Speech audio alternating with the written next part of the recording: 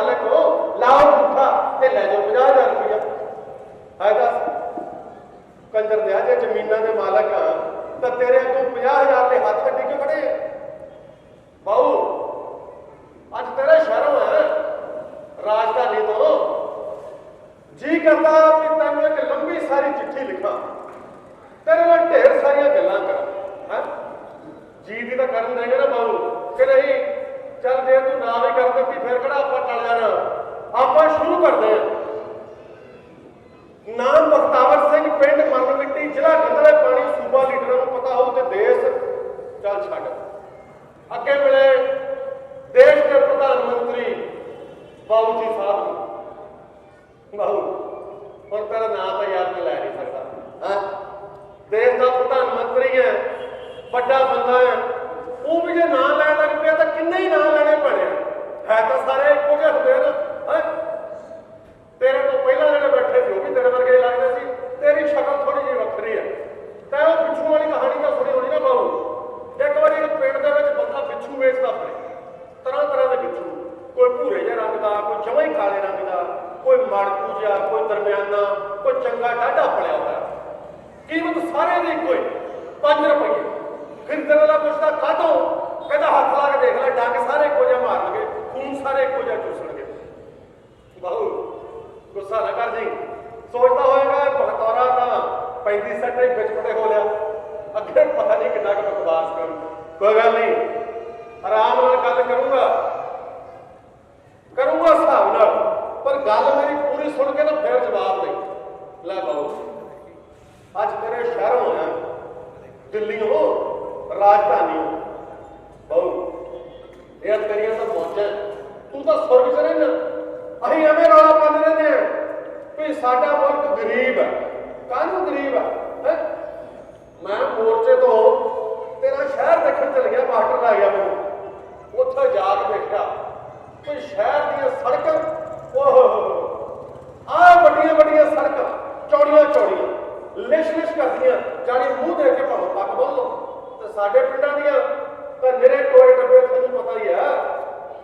तो शहर दियां इमारतां, दिल्ली शहर दियां आ बड़ियां बड़ियां इमारतां उच्चियां उच्चियां, तो शामां नूं लाइटां ही लाइटां जगदियां, जानी जिद्दां साडी रोज़ दिवाली होवे।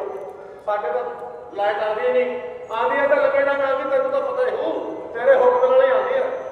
ते बाहू तेरे शहर दे बंदे तीवियां ते धर्म नाल तीवियां। औलख बाई दे कहण ना निरिया दो काफियां परियां अपने बंदियां दे हत्थां 'च हत्थ फड़ के ना ऐ तुरियां जांदियां जिद्दां कहंदे हुण हट पिछे पिछे हो जा हट, ते जिद्दन नूं जांदियां खुशबू बखेरदियां जांदियां। सच्ची मेरा जी खड़िया पिया, चारों पासे खुशबू खुशबू फैली हुई है। ते असीं सानूं तां पता ही नहीं कि खुशबू चीज़ की हुंदी है। वो खेतां 'च फुੱਲ असीं उगाने हैं, सूरजमुखी के फुੱਲ, गोभी के फुੱਲ, सरों के फुੱਲ, गेंदे के फुੱਲ, पर खुशबू की होंदी है सानूं नहीं पता। असीं तां जे सूरजमुखी के फुੱਲਾਂ नाल लदे हुए खेत च खड़े होइए ना तो गल्लां उही सड़ियां जिहियां करदे रहंदे आ। नारायण सिंह की लगदा किन्ना क तेल निकले हो, किन्ना क झाड़ हो जू? अगों नारायण सिंह भी उहो जिहा, लावे बखतौरिया जे मींह कणी का खतरा ना होया ना ते झाड़ ते चंगा निकलू भाई, बाकी रब दे रंग है, आपां की कर सकते हैं। लै बाबू साडी तां सारी गल इत्थे आके मुक जाती है भी सानूं ऐ नहीं पता भी असीं कर की सकते हैं। कल साडे पिंड वाला मास्टर उत्थों मोर्चे तो मैनूं लै गया, कहता चल तैनूं शहर च घुमा के लियावां। तो मैं शहर घूमण फिरन चल गया। जदों मैं जावां मेरे कोल दी एक जनानी लंघी, पता नहीं उहनूं मेरे कपड़िਆਂ 'ਚ कोई बो आई, उहने हुंगर जी मारी ते नक कट्ठा कीता ते ओहदा हत्थ फड़ के नाल तुरे जांदा बंदा पता की कहंदा, आ जट्टां जिमीदारां नूं पता नहीं किन्नी क वेल है, 4 महीने आ गए उत्थे बैठे बार्डर ते आके उठण दा नां नहीं लैंदे। जिथे देखो चारे पासे खिलारा खिलारा पा दिंदे आ, चारे पासे गंद पा दिंदे आ, निरी बो फैला दिंदे आ।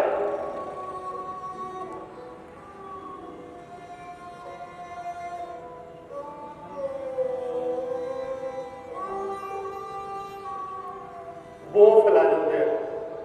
बहुत असीं बो फैलाण वाले आ यार। जदों गाउण वाला बाजा बजांदा है तो अपने मोढे को इकट्ठे करदा है, ਜਦੋਂ ਢੋਲਕੀ ਵਾਲਾ ਢੋਲਕੀ ਵਜਾਉਂਦਾ ਤੇ ਇੰਨਾ ਜ਼ਿਆਦਾ ਕਾਹਦੇ ਨਹੀਂ ਹੁੰਦਾ, ਜਦੋਂ ਤੂੰਬੀ ਵਾਲਾ ਤੂੰਬੀ ਵਜਾਉਂਦਾ ਤੇ ਐ ਮਨਕਦਾ ਕਿਉਂ ਹੈ? ਕਦੇ ਕਿਸੇ ਨੇ ਪੁੱਛਿਆ, ਕਦੇ ਕੀਤੇ ਕਿਸੇ ਨੇ ਸਵਾਲ ਨਹੀਂ। ਉਹ ਦਫ਼ਤਰ 'ਚ ਬੈਠਾ ਸਾਹਿਬ ਆਪਣੀਆਂ ਐਨਕਾਂ ਦੇ ਉੱਪਰ ਦੀ ਕਾਹਤੋਂ ਝਾਕਦਾ? ਤੁਸੀਂ ਵੋਟਾਂ ਵਾਲੇ ਦਿਨਾਂ 'ਚ ਇੰਨਾ ਕਿੱਦਾਂ ਮੁਸਕਰਾ ਲੈਂਦੇ ਹੋ? ਤੇ ਉਹ ਬਾਊ ਜਿਹਨੇ ਕਦੇ ਖੇਤਾਂ ਦੇ ਵਿੱਚ ਪੈਰ ਨਹੀਂ ਧਰਿਆ ਹੁੰਦਾ, ਉਹ ਵੀ ਖੇਤ ਦੀ ਵੱਟ ਤੇ ਖੜਾ ਹੋ ਕੇ ਐਂ ਕਿੱਦਾਂ ਕਹਿ ਦਿੰਦਾ, ਤੁਹਾਨੂੰ ਪਤਾ ਨਹੀਂ ਹੈ ਕਿ ਜੀਰੀ ਲਾਉਣ ਦੀ ਤਰੀਕ ਹਾਲੇ ਆਈ ਨਹੀਂ, ਤੁਸੀਂ ਕਿੱਦਾਂ ਲਾ ਲਈ ਜੀਰੀ, ਕੱਟੋ ਇਹਨੂੰ। ਕੀਤਾ ਕਦੀ ਕਿਸੇ ਨੇ ਉਹਨੂੰ ਸਵਾਲ? ਕਦੀ ਪੁੱਛਿਆ ਉਹਨੂੰ ਕਿਸੇ ਨੇ?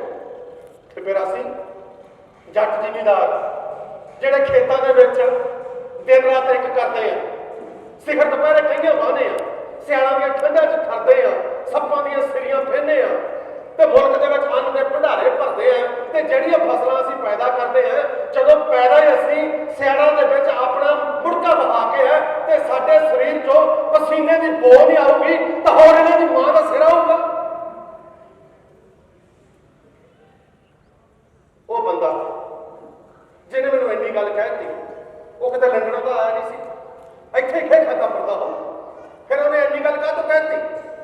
ਆਪਣੇ ਨਾਲ ਤੁਰੀ ਜਾਂਦੀ ਤੀਵੀਂ ਨੂੰ ਖੁਸ਼ ਕਰਨ ਲਈ। ਸਾਡੇ ਤੋਂ ਸਾਡੀਆਂ ਤੀਵੀਆਂ ਖੁਸ਼ ਹੁੰਦੀਆਂ ਨੇ, ਸਾਡੇ ਤਾਂ ਕਹਿੰਦੇ ਮੂੰਹ ਕੁਹਾੜੇ ਦਾ ਪਾਟਿਆ ਵੱਢ ਖਾਣ ਨੂੰ ਪੈਂਦੇ। ਪਰ ਯਾਰ ਐਂ ਤਾਂ ਨਹੀਂ, ਅਸੀਂ ਆਪਣੀਆਂ ਤੀਵੀਆਂ ਨੂੰ ਚਾਹੁੰਦੇ ਹੀ ਨਹੀਂ। ਅਸੀਂ ਕੋਈ ਕੀੜੇ ਤਾਂ ਨਹੀਂ, ਕੋਈ ਜਾਨਵਰ ਤਾਂ ਨਹੀਂ। ਸਾਡਾ ਵੀ ਜੀ ਕਰਦਾ, ਸਭ ਕੁਝ ਕਰਨ ਨੂੰ ਜੀ ਕਰਦਾ, ਸਾਰੇ ਖੇਡਣ ਕਰਨ ਨੂੰ ਜੀ ਕਰਦਾ, ਪਰ ਕਰੀਏ ਕੀ? ਖੇਤਾਂ 'ਚ ਮਿੱਟੀ ਨਾਲ ਮਿੱਟੀ ਹੋਏ ਰਹਿੰਦੇ। ਜਦੋਂ ਖੇਤਾਂ ਤੋਂ ਘਰ ਨੂੰ ਆਈਦਾ ਤਾਂ ਮਿੱਟੀ ਨਾਲ ਲਿਬੜੇ ਹੋਈਦਾ। ਤੇ ਯਾਰ ਜੇ ਨਹਾ ਵੀ ਲਵਾਂਗੇ ਤਾਂ ਗੁਲਾਬ ਵਾਂਗੂ ਤਾਂ ਨਹੀਂ ਖਿੜ ਜਾਵਾਂਗੇ। ਤੇ ਜਦੋਂ ਘਰੇ ਆਈਦਾ ਤਾਂ ਘਰ ਦੇ ਵਿੱਚ ਟੈਲੀਵਿਜ਼ਨ ਚੱਲਦਾ ਹੁੰਦਾ। ਟੈਲੀਵਿਜ਼ਨ ਦੇ ਉੱਤੇ ਗਾਣੇ ਚੱਲ ਰਹੇ ਹੁੰਦੇ ਆ। ਉਹਨਾਂ ਗਾਣਿਆਂ ਦੇ ਵਿੱਚ ਮੁੰਡੇ ਕੁੜੀਆਂ ਕਲੋਲਾ ਕਰਦੇ ਹੁੰਦੇ ਆ, ਇੱਕ ਦੂਜੇ ਦੇ ਪਿੱਛੇ ਭੱਜੇ ਨੱਠੇ ਫਿਰਦੇ ਹੁੰਦੇ ਆ, ਉੱਚੀ ਉੱਚੀ ਹੱਸਦੇ, ਇੱਕ ਦੂਜੇ ਨਾਲ ਸ਼ਰਾਰਤਾਂ ਕਰਦੇ। ਮੇਰਾ ਵੀ ਜੀ ਖਿੜ ਪੈਂਦਾ, ਮੈਂ ਚੌਂਕੇ ਵੱਲ ਨਜ਼ਰ ਮਾਰਦਾ। ਚੌਂਕੇ ਦੇ ਵਿੱਚ ਲਾਣੇਦਾਰ ਨਹੀਂ, ਰੋਟੀਆਂ ਪਕਾ ਰਹੀ ਹੁੰਦੀਆਂ, ਪਸੀਨੇ ਨਾਲ ਉਹਦੀ ਤਰਬਤਰ ਹੋਈ ਹੁੰਦੀ ਹੈ। ਨਜ਼ਰਾਂ ਨਾਲ ਨਜ਼ਰਾਂ ਮਿਲਦੀਆਂ ਤੇ ਪਾਣੀ ਦੇ 4 ਡੱਬੇ ਭਰਦੇ ਹੋਏ ਜਿਸਮ ਤੇ ਉਹ ਵੀ ਸੁੱਟ ਲੈਂਦੀ ਹੈ। ਇਨਸਾਨ ਆ ਯਾਰ, ਅਸੀਂ ਵੀ ਇਨਸਾਨ ਹਾਂ, ਸਾਡਾ ਵੀ ਜੀ ਕਰਦਾ ਸਭ ਕੁਝ ਕਰਨ ਨੂੰ, ਪਰ ਕਰੀਏ ਕੀ ਬਾਊ? ਸਾਡੇ ਲਈ ਤਾਂ ਉਹ ਪਲ ਵੀ ਕੰਮ ਭੁਗਤਾਨ ਵਰਗੇ ਹੁੰਦੇ ਆ। ਸ਼ਾਇਦ ਇਸੇ ਲਈ ਸਾਡੀਆਂ ਤੀਵੀਆਂ ਚੱਜ ਨਾਲ ਨਹੀਂ ਬੋਲਦੀਆਂ, ਸ਼ਾਇਦ ਇਸੇ ਲਈ ਵੱਢ ਖਾਣ ਨੂੰ ਪੈਂਦੀਆਂ। ਤੈਨੂੰ ਚੰਗਾ ਨਹੀਂ ਨਾ ਲੱਗਦਾ ਕਿ ਅਸੀਂ ਤੇਰੇ ਸ਼ਹਿਰ ਆਈਏ? ਸਾਡਾ ਵੀ ਜੀ ਨਹੀਂ ਕਰਦਾ ਦਿੱਲੀ ਆਉਣ ਨੂੰ। ਤੇਰੀ ਦਿੱਲੀ ਨਾਲੋਂ 1000 ਗੁਣਾ ਚੰਗੇ ਆ ਸਾਡੇ ਪਿੰਡ, ਪਰ ਕਰੀਏ ਕੀ? ਉਹ ਜਿਹੜੀ ਘਰੇ ਬੈਠੀ ਆ, ਜਿਹੜੀ ਵੱਢ ਖਾਣ ਨੂੰ ਪੈਂਦੀ ਆ, ਉਹ ਘਰ ਦਾ ਵੀ ਖਿਆਲ ਰੱਖਦੀ ਆ, ਡੰਗਰ ਬੱਚੇ ਦਾ ਵੀ ਖਿਆਲ ਰੱਖਦੀ ਆ, ਸਾਡਾ ਵੀ ਖਿਆਲ ਰੱਖਦੀ ਆ, ਧੀ ਪੁੱਤ ਦਾ ਵੀ ਖਿਆਲ ਰੱਖਦੀ ਆ, ਖੇਤਾਂ 'ਚ ਖੜੀ ਫਸਲ ਦਾ ਵੀ ਖਿਆਲ ਰੱਖਦੀ ਆ, ਰਸੋਈ ਦੇ ਵਿੱਚ ਆਟੇ ਦਾਲ ਦੇ ਪੀਪੇ ਭਰੇ ਰਹਿਣ ਇਸ ਗੱਲ ਦਾ ਵੀ ਖਿਆਲ ਰੱਖਦੀ ਆ, ਸਾਰਿਆਂ ਦੇ ਕੱਪੜੇ ਲੱਤੇ ਦਾ ਵੀ ਖਿਆਲ ਰੱਖਦੀ ਆ। ਪਰ ਖੁਦ ਜਦੋਂ ਦੇ ਚਾਵਾਂ ਨੂੰ ਦੂਰ ਨਹੀਂ ਨਾ ਪੈਂਦਾ, ਜਦੋਂ 6 ਮਹੀਨਿਆਂ ਬਾਅਦ ਉਹ ਨਵੇਂ ਸੂਟ ਦੀ ਮੰਗ ਕਰਦੀ ਹੈ ਤੇ ਇਹ ਬਖਤੌਰਾ ਸੋਚਣ ਲੱਗ ਪੈਂਦਾ ਕੋਈ ਨਵਾਂ ਸੂਟ ਲੈ ਕੇ ਦੇਵਾਂ ਕਿ ਨਾ ਦੇਵਾਂ। ਤੇ ਜਦੋਂ ਧੀ ਪੁੱਤ ਦੇ ਫਿਕਰਾਂ ਦੇ ਵਿੱਚ ਗੁਆਚੀ ਉਹ ਦਾਲ ਦੇ ਵਿੱਚ ਲੂਣ ਪਾਣਾ ਭੁੱਲ ਜਾਂਦੀ ਹੈ ਤੇ ਖੇਤੋਂ ਹੰਬਿਆ ਹਾਰਿਆ ਆਇਆ ਬਖਤਾਵਰ ਸਿੰਘ ਉਹਨੂੰ ਮਾਂ ਭੈਣ ਦੀ ਗਾਲ ਕੱਢ ਮਾਰਦਾ। ਉਦੋਂ ਬਾਹਲਾ ਹੱਕ ਜਾਗਦਾ, ਅਸੀਂ ਚੁੱਕ ਲੈਂਦੇ ਗਾਲ ਤੇ ਆ ਜਾਂਦੇ ਆ ਤੇਰੇ ਦਿੱਲੀ ਦਰਬਾਰ ਧਰਨਾ ਲਾਉਣ ਲਈ। ਉਹ ਬਾਹੂ ਸੱਚ ਮੰਨੀ, ਸਾਡਾ ਕੋਈ ਸ਼ੌਕ ਨਹੀਂਗਾ ਤੇ ਅਸੀਂ ਤੇਰੇ ਆ ਕੇ ਧਰਨੇ ਮਾਰੀਏ, ਸਾਡੀ ਮਜਬੂਰੀ ਹੈ ਬਾਹੂ, ਪਰ ਤੂੰ ਨਹੀਂ ਸਮਝੇਗਾ। ਸਮਝਣ ਵਾਸਤੇ ਸੀਨੇ 'ਚ ਦਿਲ ਚਾਹੀਦਾ ਬਾਹੂ, ਜਿਹੜਾ ਤੇਰੇ ਕੋਲ ਹੈ ਨਹੀਂਗਾ, ਤੇਰੇ ਕੋਲ ਹੈ ਨਹੀਂਗਾ। ਇੱਕ ਤਾਂ ਮੈਨੂੰ ਆਹ ਸਮਝ ਨਹੀਂ ਆਉਂਦੀ ਵੀ ਇਹ ਗਾਉਣ ਵਾਲੇ ਗੀਤ ਲਿਖਦੇ ਕਿੱਥੇ ਬੈਠ ਕੇ? ਇਹਨਾਂ ਨੂੰ ਸਾਡੇ ਵਰਗੇ ਜੱਟ ਦਿਸਦੇ ਨਹੀਂ, ਇਹੋ ਜਿਹੇ ਜੱਟ ਪਤਾ ਨਹੀਂ ਕਿੱਥੋਂ ਲੱਭ ਪੈਂਦੇ। ਮੈਨੂੰ ਲੱਗਦਾ ਵੀ ਗਾਉਣ ਵਾਲੀ ਦੀ ਨਸਲ ਹੀ ਇਹੋ ਜਿਹੀ ਹੈ, ਤਾਂ ਕਰਕੇ ਇਹੋ ਜਿਹੇ ਗੀਤ ਲਿਖਦੇ। ਉਹ ਗਾਉ ਨਸਲ ਤਾਂ ਤੁਹਾਡੀ ਵੀ ਇੱਕੋ ਜਿਹੀ ਹੈ। ਤੇਰੇ ਇੱਥੇ ਜਿਹੜਾ ਮਰਜ਼ੀ ਇਸ ਕੁਰਸੀ ਤੇ ਬੈਠਾ ਹੋਵੇ, ਸਾਰੇ ਇੱਕੋ ਜਿਹੇ ਹੀ। ਜਿਹੜਾ ਤੇਰੇ ਤੋਂ ਪਹਿਲਾਂ ਬੈਠਾ ਸੀ ਉਹ ਬੋਲਦਾ ਹੀ ਨਹੀਂ ਸੀ ਤੇ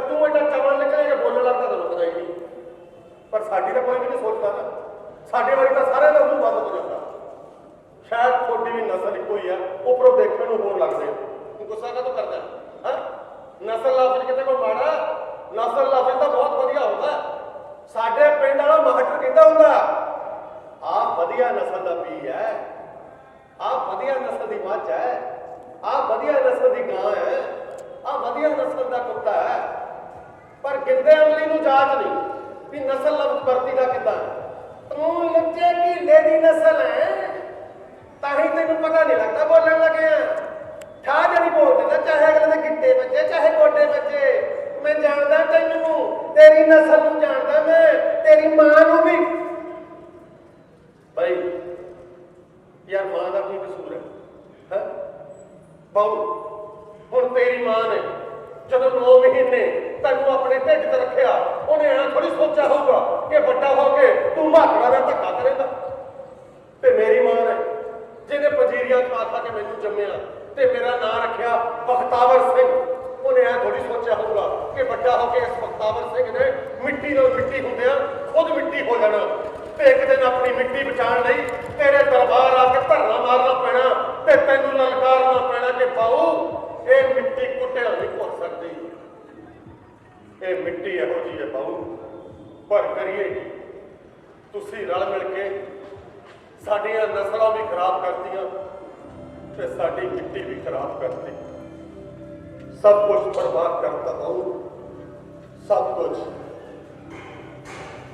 ਸੰਨ 71 ਦੀ ਗੱਲ ਹੈ, ਸੰਨ 71 ਜਦੋਂ दूसरे मुल्क ਨਾਲ जंग छिड़ी हुई सी, मैं उदों 6 सालों का सी।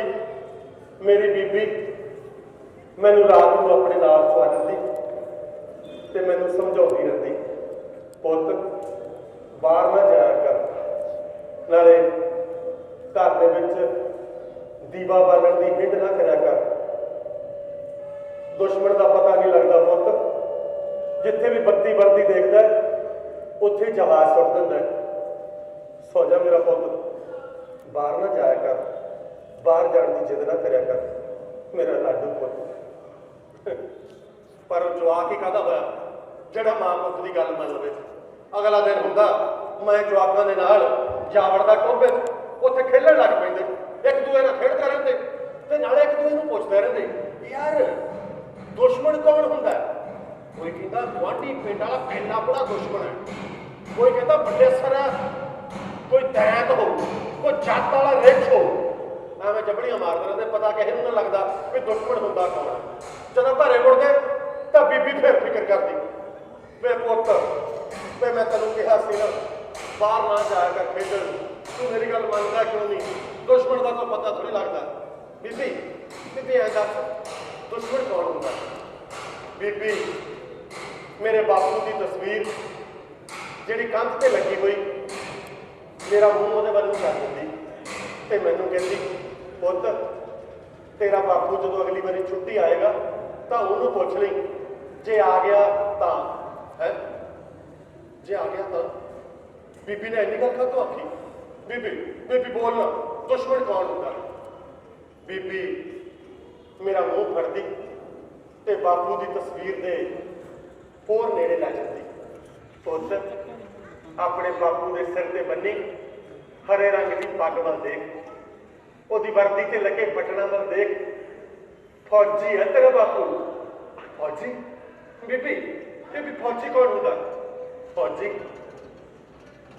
फौजी पुत्त फौजी फौजी होंदा जिहड़ा सरहद ते पहरा दिंदा है, देश की खातर लड़दा है, अपने टब्बर का किवें किवें गुजारा चलाउंदा है, दुश्मन दे गोलियां मारदा ते कदी कदी खुद भी उन्हां गोलियां नाल।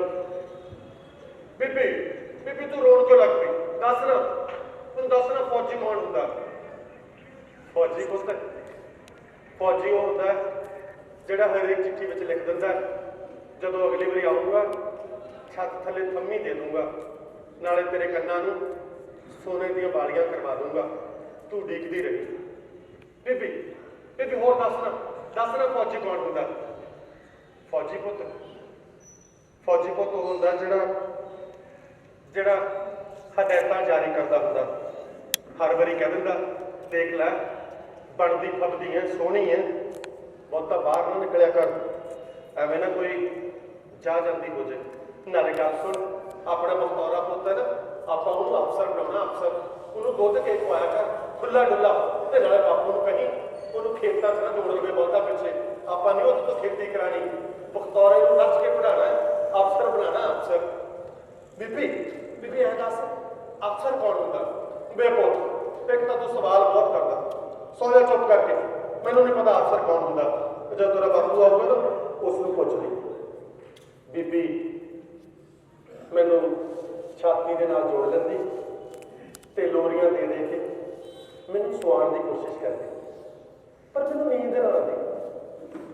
ਮੈਨੂੰ ਲੋਰੀਆਂ ਦਿੰਦੀ ਦਿੰਦੀ ਜਦੋਂ ਬੀਬੀ ਆਪੇ ਸੌ ਜਾਂਦੀ ਤਾਂ ਮੈਂ ਬੀਬੀ ਦੀ ਬਾਂਹ ਆਪਣੀ ਛਾਤੀ ਦੇ ਦੁਆਲੇ ਵੱਲ ਫੇਰ ਲਟਾਉਂਦਾ ਤੇ ਮੰਜੇ ਤੋਂ ਉੱਠ ਕੇ ਬਾਹਰ ਆ ਜਾਂਦਾ। ਬਾਹਰ ਆ ਕੇ ਮੈਂ ਵਿਹੜੇ 'ਚ ਖੜ ਜਾਂਦਾ ਤੇ ਅੰਬਰ ਵੱਲ ਦੇਖਣ ਲੱਗ ਪੈਂਦਾ। ਅੰਬਰ ਤੇ ਕਿੰਨੇ ਸਾਰੇ ਤਾਰੇ ਦਿਖਾਈ ਦਿੰਦੇ ਤੇ ਇੱਕ ਪਾਸੇ ਚੰਦਾ ਮਾਮਾ ਝਾਕਦਾ। ਮੈਂ ਛਾਤੀ ਚੌੜੀ ਕਰ ਲੈਂਦਾ ਤੇ ਛਾਤੀ ਅਖੜਾ ਕੇ ਤਾਰਿਆਂ ਨਾਲ ਗੱਲੀ ਬਹਿ ਜਾਂਦਾ। ਤਾਰਿਓ ਤੁਹਾਨੂੰ ਪਤਾ ਵੀ ਹੈ ਤੁਹਾਡੇ ਸਾਹਮਣੇ ਕੌਣ ਖੜਾ? ਬਖਤੌਰਾ ਅਫਸਰ ਖੜਾ। ਬਖਤੌਰਾ ਅਫਸਰ। ਹਾਂ, ਤੁਹਾਨੂੰ ਪਤਾ ਵੀ ਹੈ ਅਫਸਰ ਕੌਣ ਹੁੰਦਾ? ਮੈਨੂੰ ਐ ਲੱਗਦਾ ਤਾਰੇ ਮੇਰੇ ਵੱਲ ਦੇਖ ਕੇ ਹੱਸਦੇ ਆ, ਜਿਵੇਂ ਚੰਦਾ ਮਾਮਾ ਤਾਰਿਆਂ ਦੇ ਨਾਲ ਮੁਸ਼ਕਲੀਆਂ ਹੱਸਦਾ ਹੋਵੇ। ਪਰ ਮੈਂ ਘਬਰਾਉਂਦਾ ਨਹੀਂ। ਮੈਂ ਛਾਤੀ ਹੋਰ ਅਕੜਾ ਲੈਂਦਾ ਤੇ ਹੋਰ ਜ਼ੋਰ ਨਾਲ ਬੋਲਦਾ, ਤੁਹਾਨੂੰ ਪਤਾ ਵੀ ਹੈ, ਐਵੇਂ ਹੱਸੀ ਨਾ ਜਾਓ। ਅਫਸਰ ਤੁਹਾਨੂੰ ਪਤਾ ਨਹੀਂ ਕੌਣ ਹੁੰਦਾ। ਭਮੀਰੀ ਘੁਮਾ ਦੂ ਤੁਹਾਡੀ ਭਮੀਰੀ। ਹਾਂ, ਮੈਂ ਬਖਤੌਰਾ ਅਫਸਰ ਹਾਂ, ਬਖਤੌਰਾ ਅਫਸਰ। ਤੇ ਫਿਰ ਅਚਾਨਕ ਕਿਤੋਂ ਬੰਬ ਫਟਣ ਦੀ ਆਵਾਜ਼ ਆਉਂਦੀ। ਮੈਂ ਭੱਜ ਕੇ ਜਾ ਕੇ ਬੀਬੀ ਦੀ ਛਾਤੀ ਨਾਲ ਲੱਗ ਜਾਂਦਾ। ਬੀਬੀ ਬੰਬ ਹੈ। ਬੀਬੀ ਬੰਬ ਹੈ। ਬੰਬ ਦੇਖਿਆ ਬੀਬੀ, ਬੰਬ ਦੇਖਿਆ। ਸੌ ਜਾ ਮੇਰਾ ਪੁੱਤ, ਸੌ ਜਾ। ਕਿਤੇ ਨਹੀਂ ਬੰਬ ਡਿੱਗਿਆ ਪੁੱਤ, ਕਿਤੇ ਦੂਰ ਡਿੱਗਿਆ ਹੋਊਗਾ। ਸੌ ਜਾ ਮੇਰਾ ਬੱਚਾ, ਸੌ ਜਾ। ਤੇ ਫਿਰ ਇੱਕ ਦਿਨ ਐਸਾ ਆਇਆ ਕਿ ਸੱਚੀ ਮੁੱਚੀ ਬੰਬ ਸਾਡੇ ਵਿਹੜੇ ਆ ਡਿੱਗਿਆ। ਫੌਜ ਦੀ ਗੱਡੀ ਮੇਰੇ ਬਾਪੂ ਦੀ ਲਾਸ਼ ਵਿਹੜੇ ਵਿੱਚ ਧਰ ਗਈ। ਮੇਰਾ ਬਾਪਾ ਚੁੱਪ ਹੋ ਗਿਆ।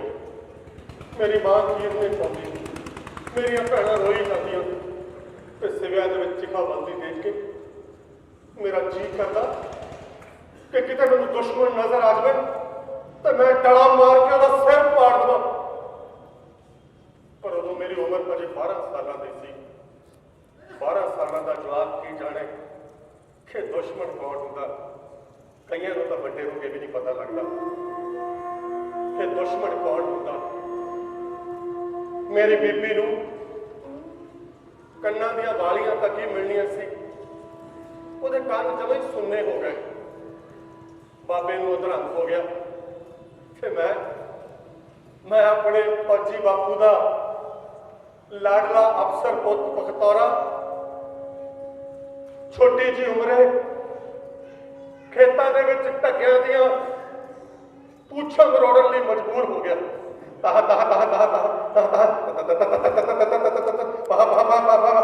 ठीक बात नहीं बगैर ठीक क्यों नहीं पड़ता। चल चल चल चल शाम तक पूरा खेत बना।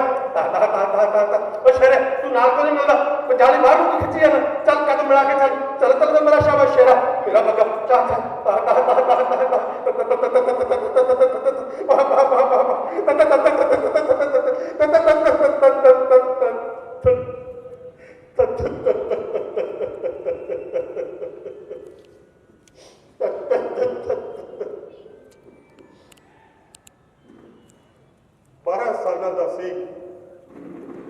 ਜਦੋਂ ਬਾਈ ਮਿੱਟੀ ਨਾਲ ਮਿੱਟੀ ਹੋਣਾ ਸਿੱਖ ਗਿਆ ਸੀ। 12 ਸਾਲਾਂ ਦਾ ਬੜਾ ਕੁਝ ਦੇਖਿਆ ਬਾਈ। ਬਾਬੇ ਦੀ ਮੌਤ ਹੋ ਗਈ।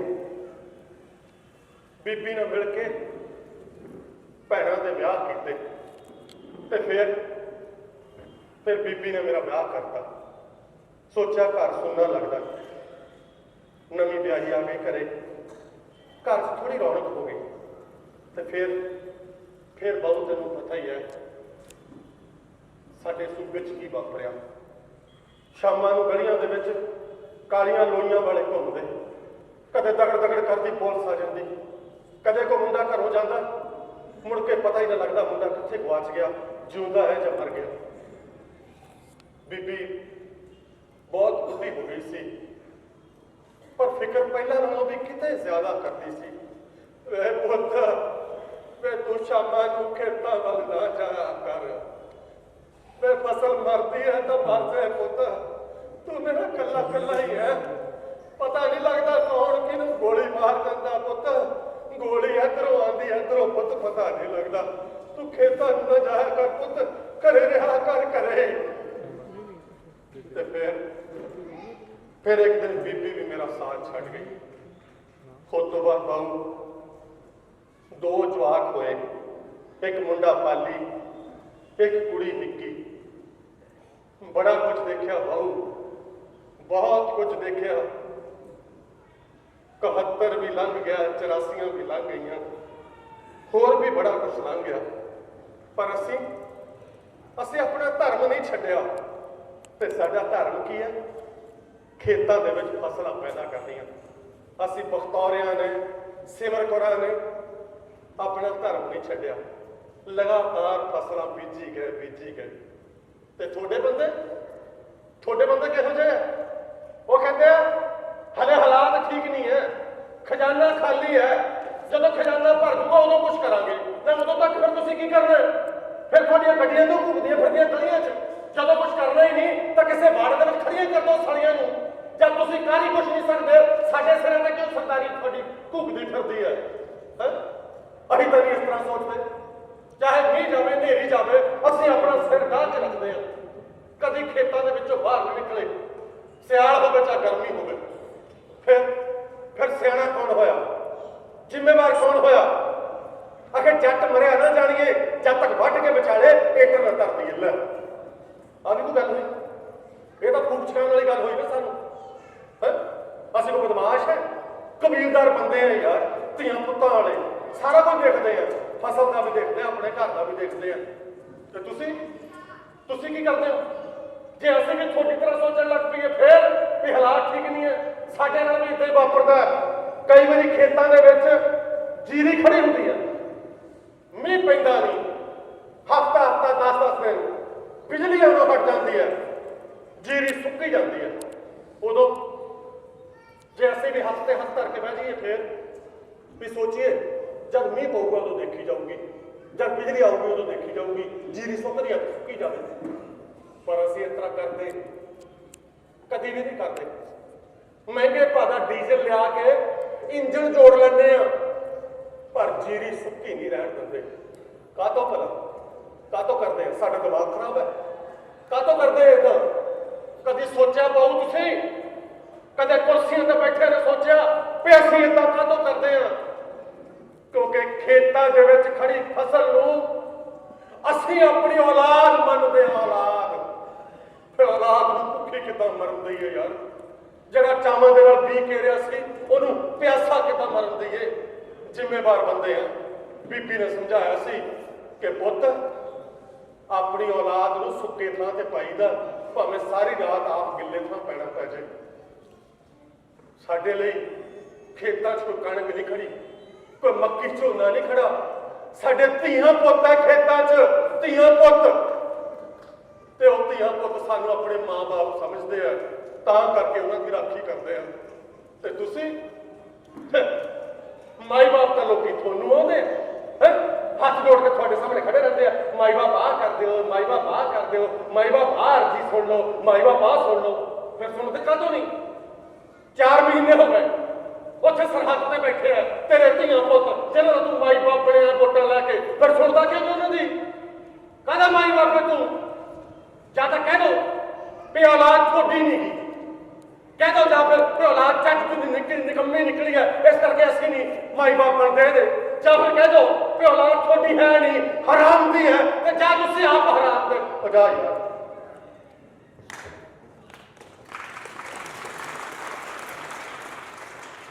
ਤੈਨੂੰ ਗਾਲ ਕੱਢਣੀ, ਵੱਡਾ ਬੰਦਾ ਹੈ, ਤੈਨੂੰ ਗਾਲ ਕੱਢ ਕੇ ਆਪਣੀ ਜ਼ਬਾਨ ਜ਼ਰੂਰ ਗੰਦੀ ਕਰਨੀ।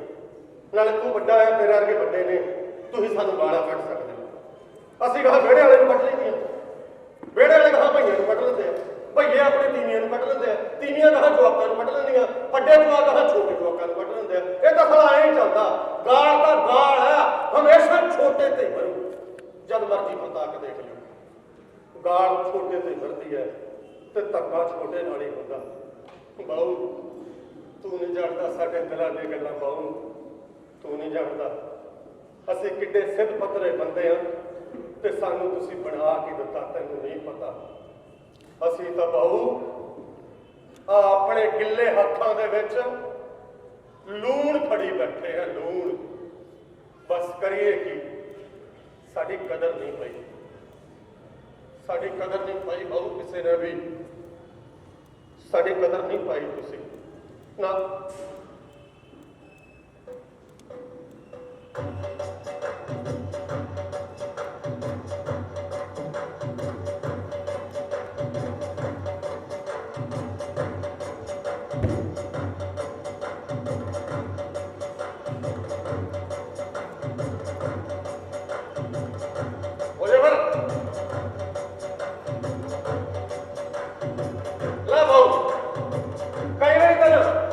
ਸਾਡਾ ਵੀ ਠੀਕ ਕਰਨਾ ਤੇ ਸਾਰੇ ਦੁੱਖ ਕਲੇਸ਼ ਭੁੱਲ ਜਾਈਏ, ਜ਼ਿੰਦਗੀ ਨੂੰ ਖਿੱਦੋ ਬਣਾ ਕੇ ਨਾ ਆਏ ਬਸ ਉੱਚੀਆਂ ਪਾਉਂਦੇ ਫਿਰੀਏ।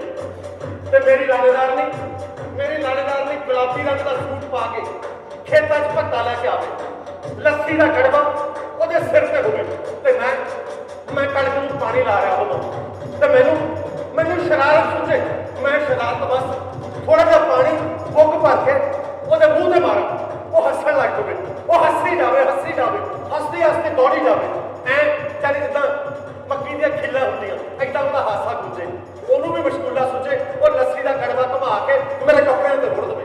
ਮੈਂ ਉਹਦੇ ਪਿੱਛੇ ਨੱਚਣ ਲੱਗ ਪਵਾਂ, ਉਹ ਮੇਰੇ ਅੱਗੇ ਤੇ ਮੈਂ ਉਹਦੇ ਪਿੱਛੇ ਦੋਏ ਜਣੇ ਅਸੀਂ ਫਸਲਾਂ ਦੇ ਵਿੱਚ ਦੌੜਦੇ ਫਿਰੀਏ। ਸਾਡੇ ਵੱਲ ਨੂੰ ਦੇਖ ਕੇ ਕਣਕ ਜਾਨੀ ਹੱਸੀ ਜਾਵੇ, ਸਾਡੇ ਵੱਲ ਨੂੰ ਦੇਖ ਕੇ ਸਰੋਂ ਮੁਸਕਰਾਈ ਜਾਵੇ ਤੇ ਦੌੜਦਿਆਂ ਅਚਾਨਕ ਅਸੀਂ ਦੋਏ ਜਣੇ ਪਾਣੀ ਵਾਲੇ ਕਿਆਰੇ 'ਚ ਚੜ ਗਏ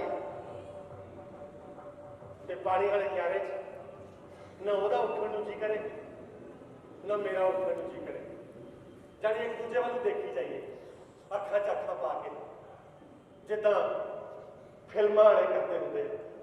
ਤੇ ਫਿਰ ਅਚਾਨਕ ਉਹ ਕਣਕ ਵੱਲ ਨੂੰ ਦੇਖ ਕੇ ਫਿਕਰ ਦੀ ਬਾਤ ਕਰੇ ਤੇ ਮੈਂ ਉਹਦੇ ਬੁੱਲਾਂ ਤੇ ਉਂਗਲ ਰੱਖ ਦਵਾਂ, ਨਾ ਸਿਮਰ ਕਰੇ ਅੱਜ ਫਿਕਰਾਂ ਦੀ ਬਾਤ ਨਹੀਂ ਪਾਣੀ। ਅੱਛਾ ਜੀ ਦੱਸੋ ਫਿਰ ਕਿਹੜੀ ਬਾਤ ਪਾਣੀ ਹੈ, ਤੂੰ ਦੱਸ ਕਿਹੜੀ ਬਾਤ ਪਾਵਾਂ। ਨਹੀਂ ਜੀ ਤੁਸੀਂ ਦੱਸੋ ਕਿਹੜੀ ਬਾਤ ਪਾਵਾਂ। ਚੱਲ ਅੱਜ ਉਹ ਬਾਤ ਪਾਣੀ ਹੈ ਜਦੋਂ ਸਿਆਣਿਆਂ ਦੀ ਕੋਸੀ ਧੁੱਪੇ ਬੈਠ ਕੇ ਤੂੰ ਮੇਰੇ ਸਿਰ 'ਚ ਤੇਲ ਚੱਸਿਆ ਸੀ, ਜਾਂ ਫਿਰ ਉਹ ਬਾਤ ਪਾਣੇ ਆ ਜਦੋਂ ਗਰਮੀਆਂ ਦੀ ਰੁੱਤੇ ਟਾਹਲੀ ਦੇ ਥੱਲੇ ਆਪਾਂ ਮੰਜੇ ਢਾ ਕੇ ਬੈਠੇ ਸੀ ਤੇ ਜਵਾਕ ਨਾਨਕੀ ਗਏ ਹੋਏ ਸੀ।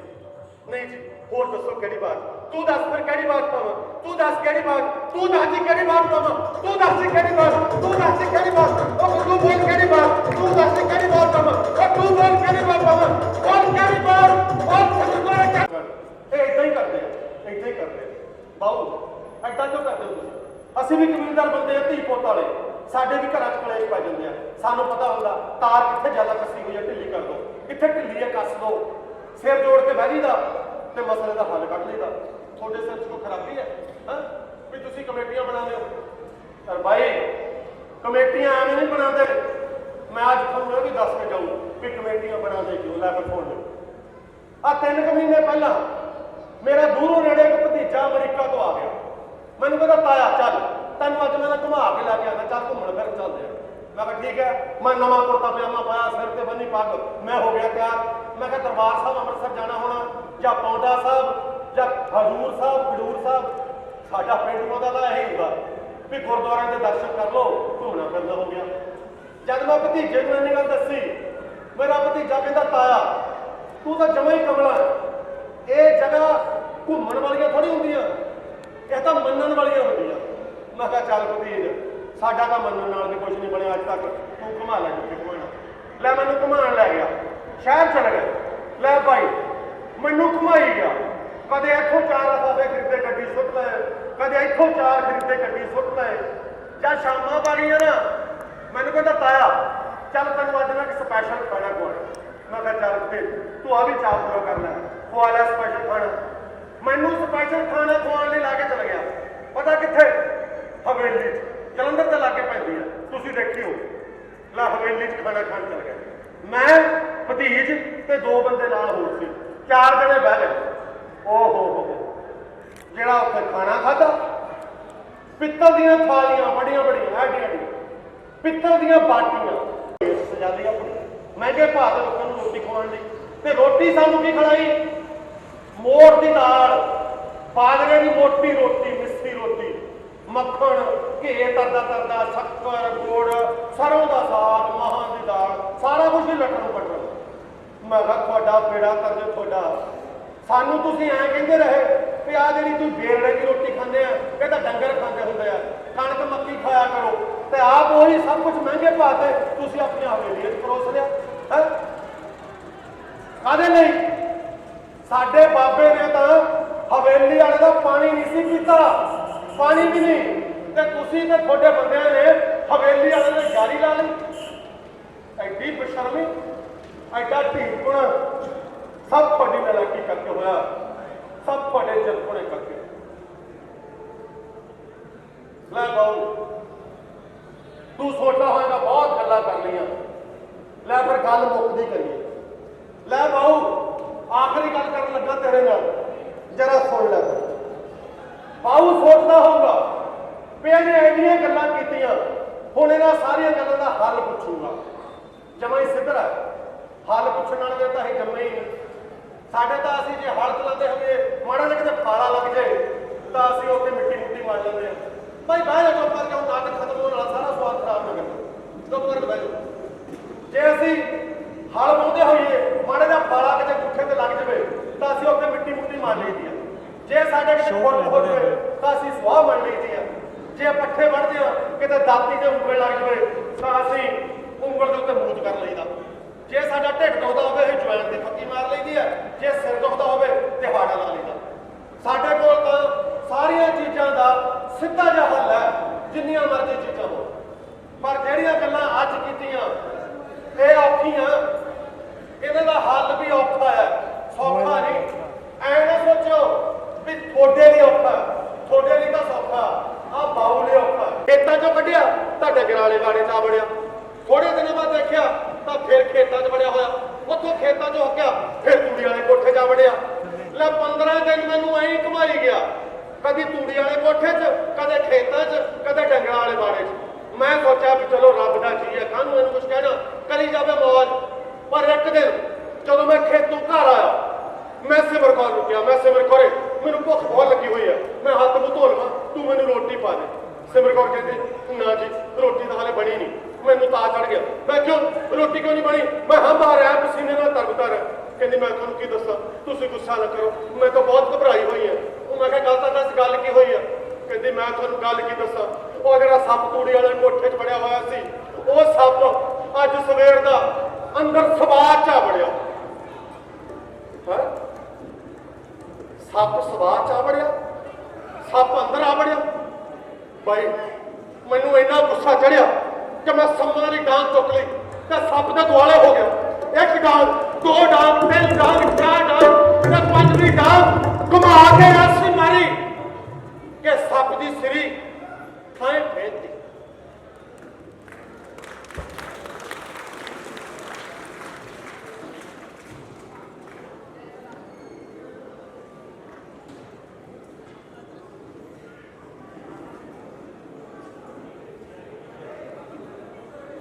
ਸਾਡੇ ਕੋਲ ਤਾਂ ਬਾਈ ਫਿਰ ਆਹੀ ਹੱਲ, ਸੰਮਾਂ ਵਾਲੀ ਦਾ।